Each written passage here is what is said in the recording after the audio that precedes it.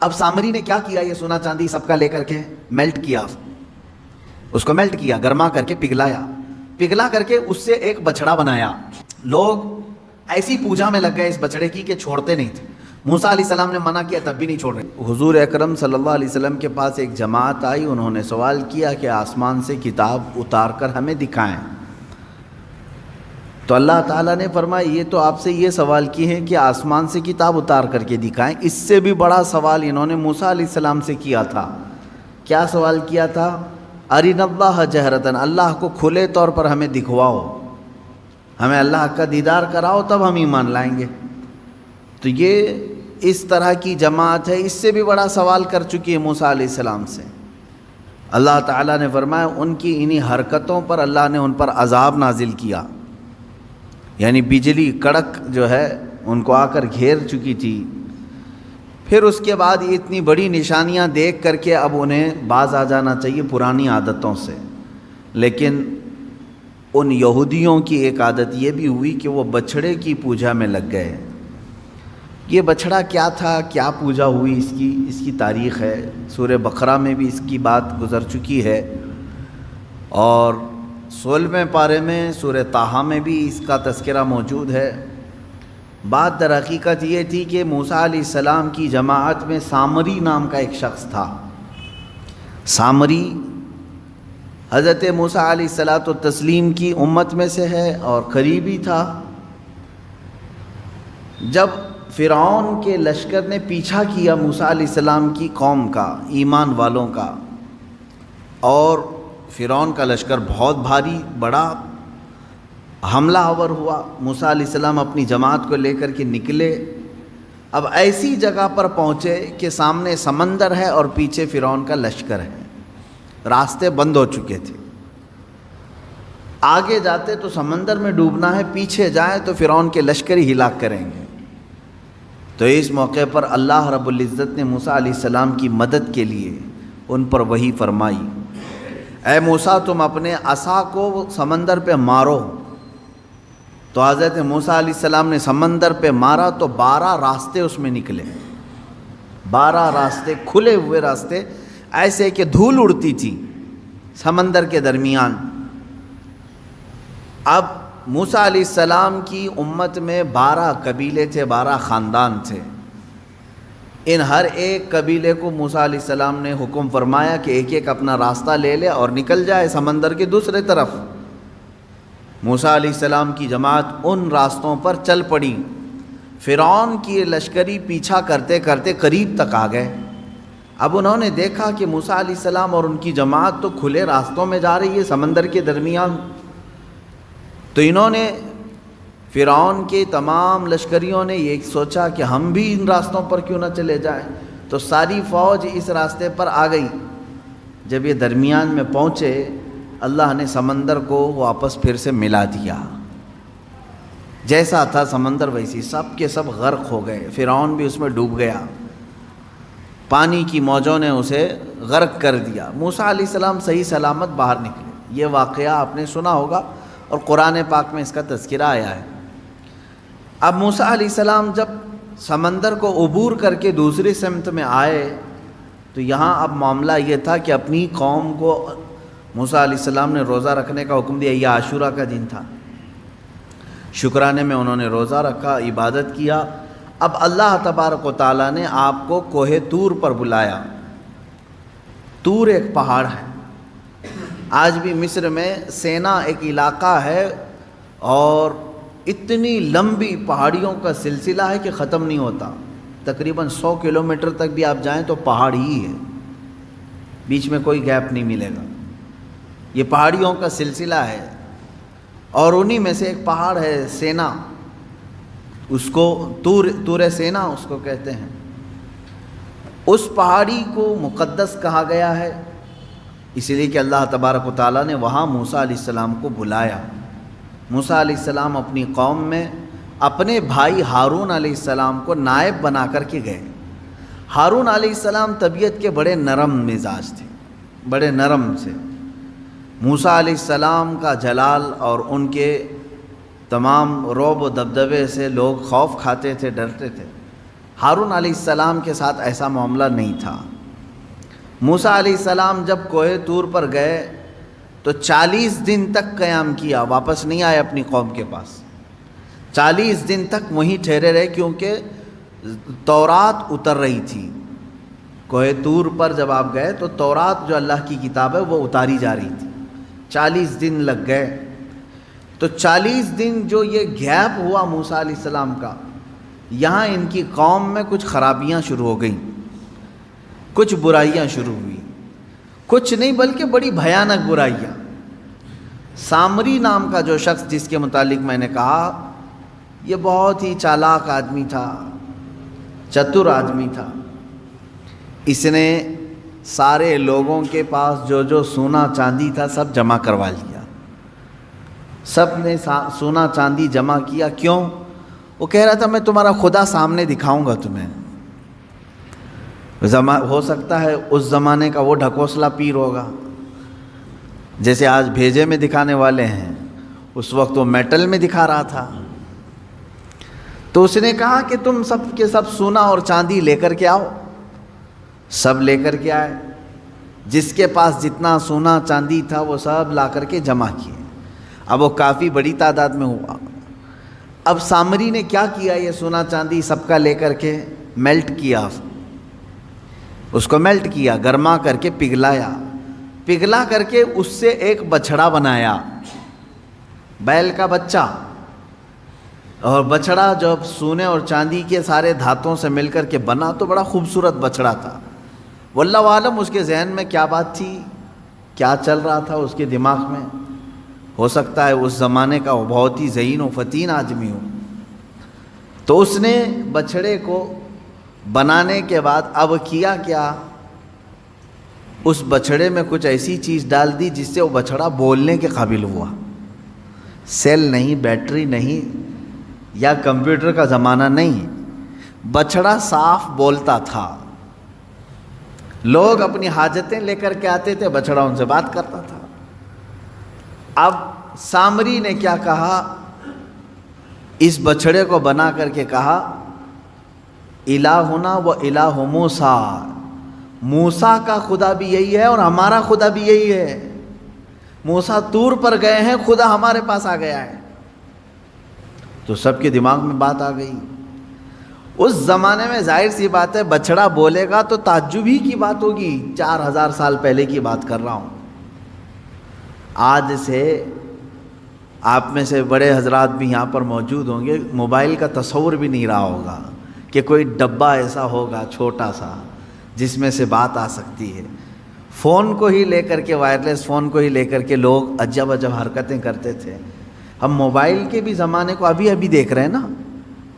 اب جو بزرگ حضرات ہیں انہوں نے سوچا بھی نہیں ہوگا کہ موبائل بغیر وائر کے کنیکشن کے ایک جگہ سے دوسری جگہ کیسے بات کرا دے گا۔ بات نہیں، پورے ویڈیو کر کے ایک دوسرے کو دکھا بھی دیتا ہے۔ یہ چند سالوں پہلے نہیں تھا۔ تو ہمارے جو باپ دادا تھے ان کے لیے تو تعجب کا ہی مقام ہوگا نا۔ اب یہ 3000 4000 سال کے عرصے پہلے کی بات کر رہا ہوں۔ اس زمانے میں اگر کوئی بچھڑا بولنے لگے، بات کرنے لگے تو کیا تعجب کی بات نہیں؟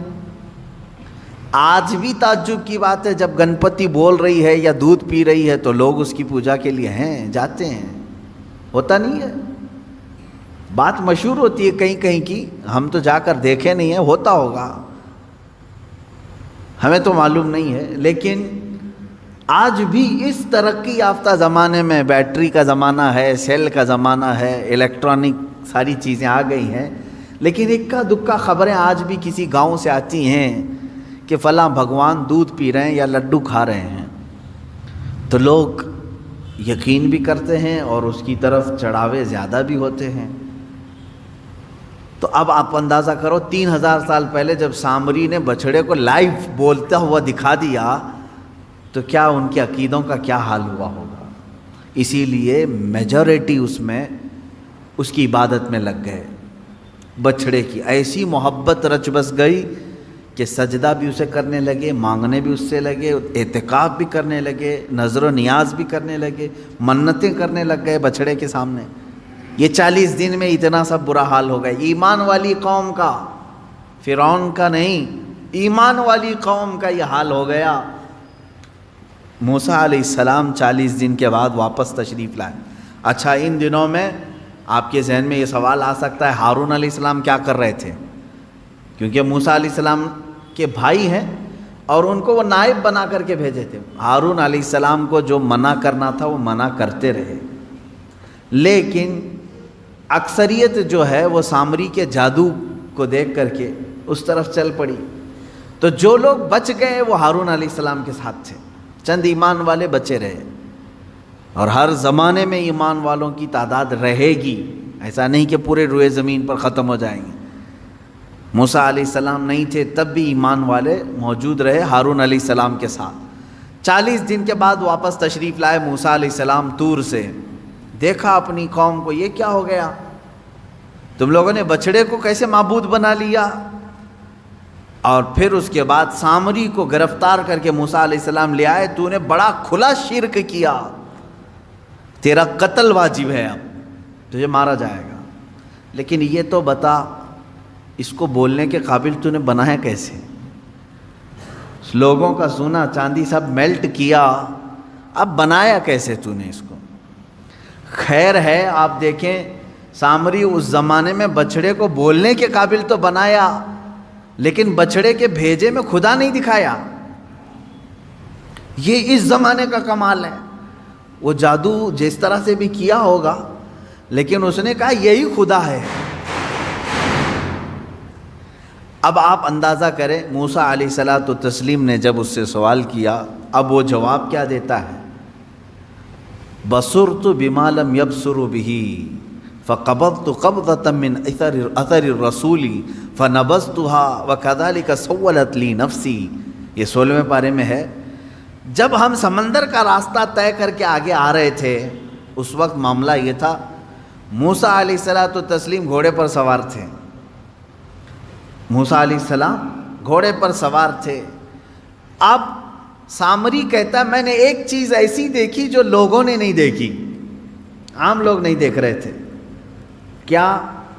موسیٰ علیہ الصلوۃ والتسلیم کے گھوڑے کے آگے آگے جبرائیل علیہ السلام چل رہے تھے.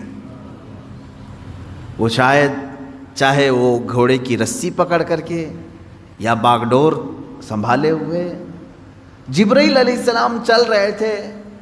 یہ کہتا ہے سامری مجھے کچھ تو نظر آ رہا تھا کہ کوئی نوری مخلوق آگے چل رہی ہے. تو کیا ہوا پھر؟ وہ کہتا ہے کہ میں جبرائیل کے پاؤں کے نیچے کی مٹی اٹھاتا رہا. قرآن میں ہے یہ. جہاں جہاں سے وہ چلتے جا رہے تھے ان کے پیروں کے نیچے کی میں مٹی اٹھا رہا تھا. فقبضت قبضة من اثر الرسول، اس قاصد، اس فرشتے کے پیروں کے نیچے کی مٹی میں اٹھایا. پھر کیا کیا؟ کہا وہی مٹی، اسی مٹی کو لا کر میں نے بچڑے کے منہ میں ڈالا، یہ بولنے لگ گیا. اللہ اکبر. یہ قرآن کا فلسفہ ہے میرے عزیزو. یہاں سے کئی باتیں ہمیں سمجھ میں آتی. یہ کون سا بچڑا تھا جس کا تذکرہ چل رہا ہے یہاں پر؟ وہی بچڑا ہے. اب عبادت اتنے سارے لوگوں نے کیوں کیا یہ بھی آپ کو سمجھ میں آ گیا. اس زمانے کا وہ بہت بڑا کمال تھا، بہت بڑا. اس زمانے میں کمال سمجھتے ہیں. کہہ تو رہا ہوں میں، بھگوان جب دودھ پینے لگے، لڈو کھانے لگے، تو اس زمانے میں کمال سمجھتے ہیں. 3000 سال پہلے کیا حال ہوگا؟ اب آپ ہزاروں لوگ اس میں جو گمراہ ہوئے تھے، شرک کیے، حکم ان کے لیے یہ آیا کہ ان سب کو قتل کر دیا جائے. سارے لوگوں کو مار دیا گیا. قتل وہ سخت ترین حکم تھا بنی اسرائیل کے لیے. وہ قتل ہو گئے. جتنے عبادت کیے تھے بچڑے کی وہ سب ختم ہو گئے. اب اندازہ کریں آپ، یہاں سے کئی باتیں اس سے سمجھ میں آتی ہیں. سامری کا بھی قتل ہوا، اس کے پیچھے جتنے لوگ چلے تھے ان کا بھی قتل ہوا. سب سے پہلی چیز اس واقعے سے ہمیں جو چیزیں ملتی ہیں نکل کر کے، وہ کیا کیا ہیں؟ پہلی چیز تو یہ ہے کہ قوم سے جب رہبر دور ہوتا ہے تو قوم بگڑ جاتی ہے.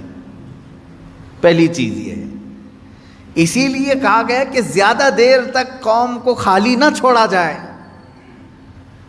اور حضور اکرم صلی اللہ علیہ وسلم کی حدیث بھی ہے، جس قوم کا کوئی امام نہیں، جس کی گردن میں کسی کی بیعت نہیں، تو وہ شیطان کا کھلونا بن جاتا ہے، شیطان اسے ادھر کھینچتا ہے ادھر کھینچتا ہے۔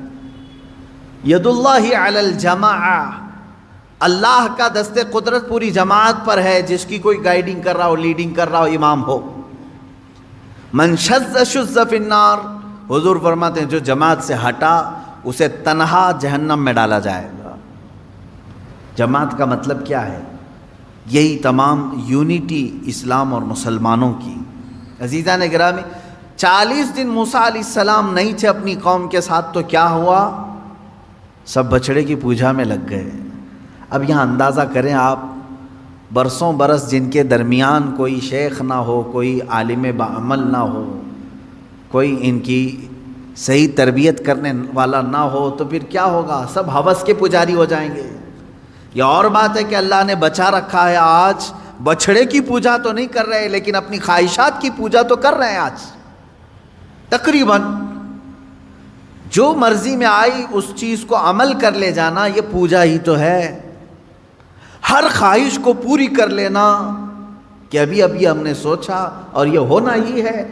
اسی لیے قرآن کہتا ہے ارأیت من اتخذ الہہ ہوا، اے رسول کیا آپ نے دیکھا کچھ وہ لوگ ہیں جو اپنے خواہشوں کو معبود بنائے ہوئے ہیں، اپنے خواہشوں کو خدا بنائے ہوئے ہیں۔ کیسے؟ دیکھیں، خدا وہ ہے جس کی ہر بات مانی جائے گی، ہے نا؟ خدا کی ہر بات ماننا ضروری ہے۔ اگر ایک بھی بات کا انکار کیا خدا کی تو تم بندے نہیں ہو۔ خدا کی ہر بات مانی جاتی ہے جس طرح سے، اس طرح بعض بندے ایسے ہیں جو اپنی طبیعت کی ہر بات ماننے کو تیار ہیں۔ نہ مانو ہر بات اس کی، ہر بات اس کی نہ مانو، اور اس کو تم خدا کا درجہ دو گے تو ہوگا کیا؟ اللہ تبارک و تعالیٰ اپنے رسول سے فرماتا ہے کیا اے حبیب ایسے لوگوں کی آپ سفارش کریں گے جو صرف اپنی خواہشات کی پوجا کر رہے ہوں؟ عزیزان گرامی وقار، جس طرح سے بنی اسرائیل بچھڑے کی پوجا میں لگ گئے، مجھے ایسا لگتا ہے اس دور میں بہت سارے لوگ اپنی خواہشات کی پوجا میں لگ گئے۔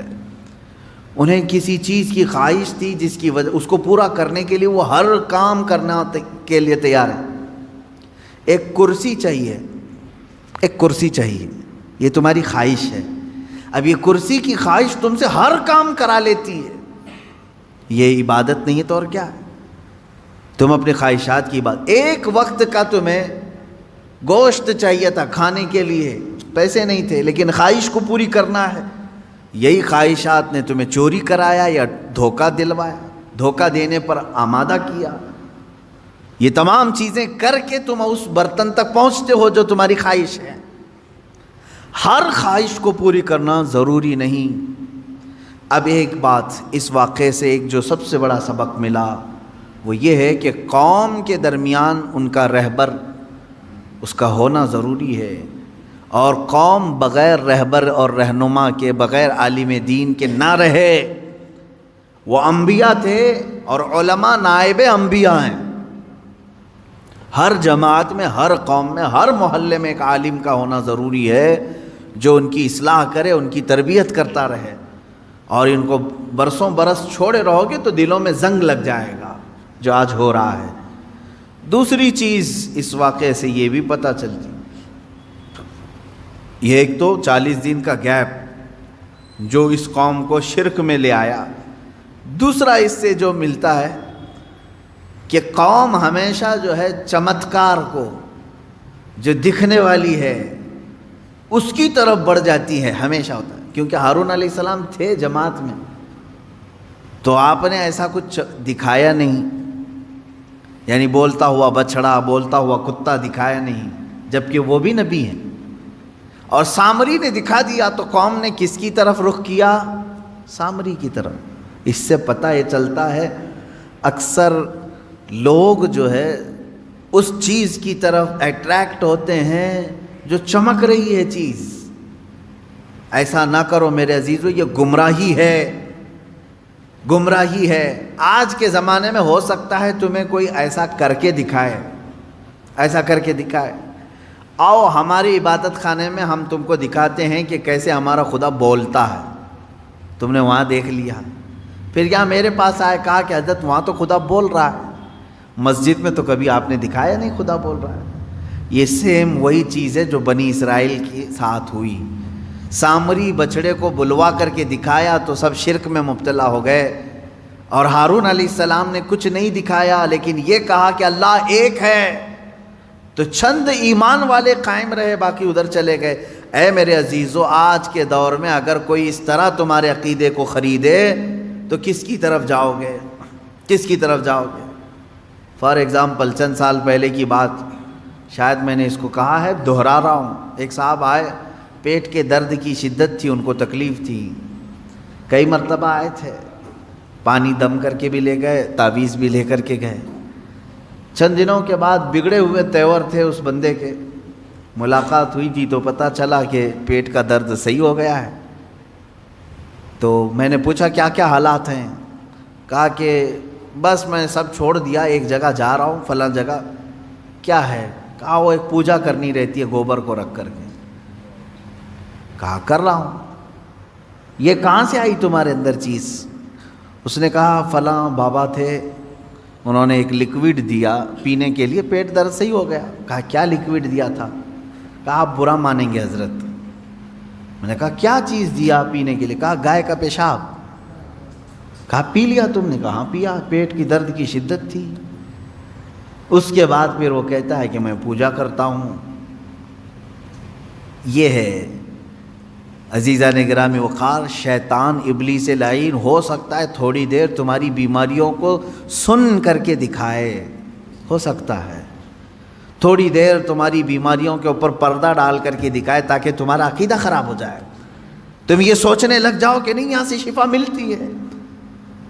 ایمان والا وہ ہے جو ایوب علیہ السلام کے نقش قدم پر چلے ہیں کہ بدن میں پورے کے پورے چھالے پڑ جائیں، جسم کٹ جائے، تب بھی ایوب علیہ السلام کا ایمان یہ تھا کہ شفا میرا مولا ہی دے گا، شفا میرا اللہ دے گا۔ ہر چمکنے والی چیز، ہر سامنے دکھنے والی چیز کے اوپر ایمان لانا ضروری نہیں میرے عزیزوں۔ اس کی سیم ایسی ہی مثال دیکھ لیں، میجورٹی لوگوں کی آج کون سے ہاسپٹل جاتی ہے، کون سے ڈاکٹر کے پاس وزٹ کرتی ہے، سب کو معلوم ہے۔ بیچارے آج BHMS اور BUMS والوں کی بھی حالت یہ ہو گئی ہے کہ وہ لوگ بھی ایلوپیتھک ہی پریکٹس کرنا چاہتے ہیں، ان کی فیلڈ نہیں ہے۔ وہ BHMS ہیں، BUMS ہیں، BHMS والے ہومیوپیتھک ان کو کرنا چاہیے، پریکٹس کرنا چاہیے، BUMS والوں کو یونانی کرنا چاہیے، BAMS والوں کو آیورویدک کرنا چاہیے، لیکن وہ سب چھوڑ چکے۔ گولیاں یہی دیں گے، تم کو ڈولو چاہیے ڈولو لے لو۔ وجہ کیا ہے؟ یہاں کوئک صحیح ہونا، فوراً صحیح ہونا، یہ چمتکار ہے ایلوپیتھک ڈاکٹروں کا۔ ان ڈاکٹروں نے ابھی گولی دی، شام میں بخار چلی گئی، رات کو گولی کھا کے سوئے، صبح تک سردی ختم ہو گئی۔ تو انسان کو ایسا چاہیے آج کے زمانے میں۔ یہ اس طرح کی خواہش تمہیں گمراہی کی طرف لے جائے گی۔ کیوں میرے عزیزو؟ انہی ڈاکٹروں سے پوچھ لینا جنہوں نے آپ کو فوراً صحیح کر دیا ہو، ایک دن میں صحیح کر دیا ہو۔ ایک بیماری کو صحیح کر کے وہ 4 بیماریاں سائیڈ ایفیکٹ میں ڈال کے بھیجتے ہیں، ہوتا ہے کہ نہیں ہوتا معلوم ہے آپ کو؟ ہر ایک دوا کا سائیڈ ایفیکٹ ہے، یہ خود ایلوپیتھک پورا مطلب جو پینل ہے وہ خود کہتے ہیں۔ اب ہونا یہ چاہیے، ایک ڈاکٹر صاحب ہیں BUMS ہیں، اور اس کی تھوڑی بہت ہمیں شدھ بدھ ہے یونانی دوائیوں کی۔ میری ان سے بات ہو رہی تھی، میں نے کہا کہ ڈاکٹر صاحب یہ بہت اچھی لائن ہے، اس کو آپ امپروو کریں، ان دواؤں کو اور لائیں۔ تو انہوں نے کہا کیا کریں حضرت، بات ایسی ہے کہ ہمارا اثر دیر سے دکھاتا ہے اور لوگوں میں اتنا صبر نہیں ہے، وہ اسی چیز کی طرف جاتے ہیں کہ جمعہ کو گولی کھائیں، سنیچر کو فٹ ہو جائیں، ایک دن کا ان کو چاہیے۔ اسی لیے ہم نے خود اپنی لائن چھوڑ دی ہے، پریکٹس اس پر کر رہے ہیں، دوائیاں وہی دے رہے ہیں۔ عزیزان گرامی وقار، یہ چیز زندگی میں بھی ہو رہی ہے، ہمارے زندگی میں بھی۔ بنی اسرائیل نے وہاں پر 2 معاملات تھے، ایک طرف ہارون علیہ السلام ہیں جو کہہ رہے ہیں اللہ ایک ہے، اور اس کی بڑی طاقت ہے، نہیں مان رہے تھے ان کی بات۔ کس کی طرف گئے؟ وہ سامری کی طرف، کیونکہ وہ دکھا رہا تھا، بچڑے کو بولنے کے قابل بنا کر کے لوگوں کے سامنے لائیو دکھا رہا تھا، اس کی طرف چلے گئے۔ اس کا مطلب یہ ہوا کہ ہر لائیو دکھنے والی چیز حقیقت نہیں ہوتی۔ ایمان کو اپنے سنبھالو۔ یہ باتیں میں اس لیے کر رہا ہوں، ان قریب دجال کے زمانے کا آنے کا زمانہ قریب آ چکا ہے۔ دجال کے آنے کا زمانہ ان قریب ہے، وہ اس سے بھی بڑے چمتکار دکھائے گا، تب آپ کیا کریں گے؟ اسے خدا کہہ دیں گے؟ وہ زمین سے سبزے اگا کر دکھائے گا، بارش برسا کر دکھائے گا، کسی مردے کو زندہ کر کے دکھا دے گا۔ یہ اتنی بڑی چیزیں ہیں کہ لوگوں کا عقیدہ ڈاواڈول ہو جائے گا۔ اس لیے میں کہہ رہا ہوں کہ ابھی سے ایمان اتنا مضبوط رکھو، میں نے اللہ کو دیکھا نہیں، اللہ ہے، اور میرے نبی نے فرمایا وہ ایک ہے، میں ایک ہی خدا مانتا ہوں، اور اس سب سے بڑا طاقت والا ہے، وہ بھی میں تسلیم کرتا ہوں۔ یہ عقیدے ایسے ہیں جو غائبانہ طور پر تمہیں کوئی بھی طاقت ہلا نہ سکے۔ تھوڑی سی گولیاں تمہیں پریشان نہ کریں، تمہارے بچوں کی بیماری میں کسی نے اگر ہاتھ رکھ کر کے صحیح کر دیا تو اس کی طرف یہ نہ سمجھ لو کہ یہی سب سے بڑا شفا خانہ ہے، نہ، شفا اللہ ہی کی طرف سے ہے۔ اب یہاں بات جو چل رہی تھی بچھڑے کی، اس میں اور ایک بات، دو چیزیں میں نے ذکر کیا۔ موسیٰ علیہ السلام کا جو اتنا گیپ تھا، یہ قوم میں گمراہی پیدا کر دیا۔ دوسری چیز یہ ہے کہ قوم کی عادت یہ ہے کہ وہ چمتکار کو دیکھ کر کے فوراً گرویدہ ہو جاتی ہے۔ ایسا آپ نہ کریں، آپ نہ کریں۔ مثال کے طور پر اگر کوئی آپ سے حضور اکرم صلی اللہ علیہ وسلم کا نائب عالم دین یہ کہہ دے کہ آپ فلاں عمل کریں آپ کو جنت ملے گی، آپ یہ سوال نہ کریں ابھی دکھاؤ کیسی ہے جنت۔ یہ تو بنی اسرائیل کا سوال ہوا۔ آپ یہ کہیں ٹھیک ہے میں صبر کرتا ہوں، میری موت کے بعد تو جنت ملے گی انشاءاللہ۔ ایمان والے کی یہ عادت ہونی چاہیے۔ صحابہ نے کبھی ایسا سوال نہیں کیا حضور آپ جنت کے تذکرے اتنے کرتے ہیں، ایسی ہے ویسی ہے، کبھی دکھاتے نہیں آپ؟ نہیں، صحابہ اکرام رضوان اللہ علیہم اجمعین کو یقین تھا اگر نبی نے فرمایا تو ملے گی ضرور۔ ہر ایمان والے کے بھی یہی عقیدہ ہو۔ تیسری ایک بہت بڑی چیز اس کے اندر جو ملتی ہے، سامری نے بچڑے کو بولنے کے قابل کیسے بنایا تھا؟ واقعہ میں نے بتایا، جبرائیل علیہ السلام کے قدموں کے نیچے کی مٹی اٹھایا تھا اس نے، اور وہ لا کر بچڑے کے منہ میں ڈال دیا تھا۔ بچڑا کون سا؟ میٹل کا، سونے چاندی سے پگھلایا ہوا، اور بولنے لگا تھا، بولنے لگا تھا۔ تو میرے عزیزو یہ قرآن کی آیت میں پڑھ رہا ہوں، یہاں جبرائیل علیہ السلام کے قدموں کے نیچے کی مٹی میں اتنی تاثیر ہے کہ میٹل کا بچڑا بول سکتا ہے، تو خاک پائے رسول میں کتنی طاقت ہوگی۔ میرے آقا صلی اللہ تعالیٰ علیہ وسلم جہاں قدم رکھیں کیا اس میں تاثیر نہیں ہو سکتی؟ اسی لیے تو مدینے کی مٹی کو خاک شفا کہا جاتا ہے۔ کیوں؟ خاک شفا کا مطلب ہے شفا دینے والی مٹی۔ یہ مٹی میں شفا کہاں سے آئی؟ اس لیے کہ قدم رسول اللہ کے پڑے ہوئے ہیں، میرے آقا صلی اللہ تعالیٰ علیہ وسلم کے قدم پاک۔ اب آپ اندازہ کریں ایک بے جان چیز کو بولنے کے قابل بنایا جا سکتا ہے، تو جو گونگے ہیں بول نہیں سکتے، میرا عقیدہ یہ ہے کہ رسول پاک صلی اللہ تعالیٰ علیہ وسلم کی کوئی تبرک انہیں دے دیا جائے تو انشاءاللہ ان کی زبان بھی کھل جائے گی، زبان کھل سکتی۔ بے جان بچڑا بول سکتا ہے تو جس کو آلریڈی زبان ہے، تتلاتا ہے، ہکلاتا ہے، منہ مبارک کا پانی پلایا جائے۔ رسول کریم صلی اللہ علیہ وسلم سے متصل جو بھی تبرک ملے اسے پیش کیا جائے، میرا یقین ہے انشاءاللہ اللہ اسے اس کی برکت سے شفا ضرور عطا کرے گا۔ یہ چیزیں تھی بچڑے کی۔ یہ جو بچڑے کا تذکرہ آیا ہے وہ یہ ہے۔ اچھا، اب ایک چوتھی بات، لوگ ایسی پوجا میں لگ گئے اس بچڑے کی کہ چھوڑتے نہیں تھے۔ موسیٰ علیہ السلام نے منع کیا تب بھی نہیں چھوڑ رہے تھے۔ اچھا، لوگوں کو قتل کیا گیا، پورے نہیں مرے، دن بھر قتل عام اتنا ہوا کہ وہ ختم نہیں ہو رہے تھے۔ اللہ تبارک و تعالیٰ نے تخفیف فرمائی، کیا بھی ان کو چھوڑ دیا جائے۔ تو جو بچے تھے توبہ کر چکے تھے، سچے ایمان والے تھے، لیکن کئی سالوں تک وہ محبت ان کے دل سے جاتی نہیں تھی بچڑے کی، چونکہ وہ بار بار دیکھ رہے تھے بچڑا جو بھی بولتا ہوگا وہ دماغ میں بار بار آ جاتی تھی. تذکرہ کرتے کرتے اچانک بچڑے کی بات کر جاتے تھے، کہہ رہے وہ بچڑا تو ہمارا ایسا تھا، بچڑا تو ویسا تھا. تو کچھ یادیں جلدی جاتی نہیں ہیں، تو گمراہی کی یادیں نکالنا یہ بہت اہم کام ہے. مثال کے طور پر برسوں پہلے آپ کوئی غلط کام کر رہے تھے، اب چھوڑ کر کے توبہ کر کے آ چکے ہیں، تو اب یہاں سب سے بڑا کام یہ ہوتا ہے کہ اس کا دماغ میں خیال بھی نہ آئے. اس کے لیے ٹائم لگتا ہے، تو جب تک وہ پورا نہیں نکالو گے آپ ایمان کے کمال کے درجے کو نہیں پہنچو.